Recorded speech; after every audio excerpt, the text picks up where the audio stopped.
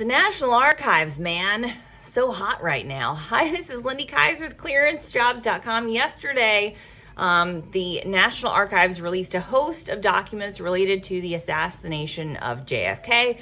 This is a promise that President Trump had made to declassify some of those documents. There had been talk about the declassification of them under his first administration, I think. Some back and forth. They had been come up for automatic declassification review. You can learn all about declassification over at ClearanceJobs.com if you're jazzed about this. For me, I haven't read all of the documents, nor will I, nor do I really care.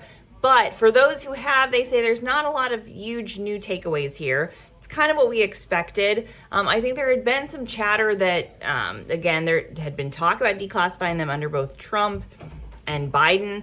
There had been commentary to keep them classified because they might reveal some embarrassing details about the CIA. I don't think we've seen a lot of embarrassing or surprising details come out of this so far. It is pretty much what you could expect from the CIA in the 1950s. If you've heard about the CIA in the 1950s, in the communist era, McCarthy hearings, anybody. So not any big surprises when it comes to that. But again, just a push, I would say, for me, where I find it relevant, the National Archives and Records Administration is important. The ISOO, love you ISOO, is important. How we declassify documents and our process for classification is incredibly important. As the person who works with the cleared workforce, I always say there's a lot of pushback against the cleared worker.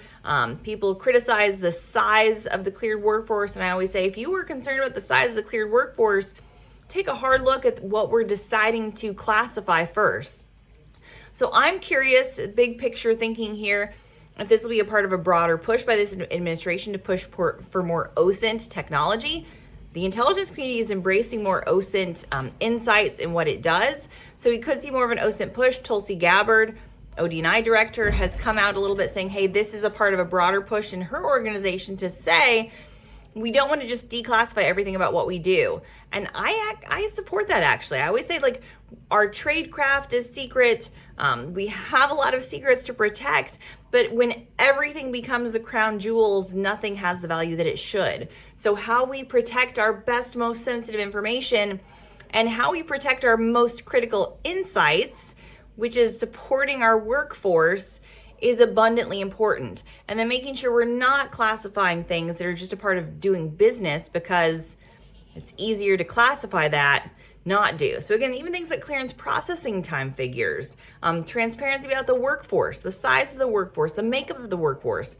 Declassifying that stuff helps us know more about the makeup and the workings of our IC. In my mind, that's a positive.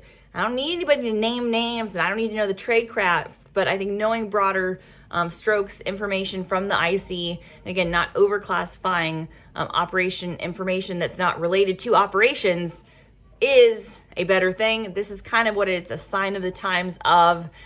If you read and poured through all of the JFK documents, again, historians everywhere, super excited, people who like conspiracy theories, I don't think we'll be finding any new ones. But again, what I see it as is this general push, again, for more open source information, for more open information, for more declassification and not classifying things that shouldn't be classified. And if that's what it's about, I'm here for it. So for more on that and everything else related to national security news, classification, and declassification, subscribe to this channel and visit us over at ClearanceJobs.com.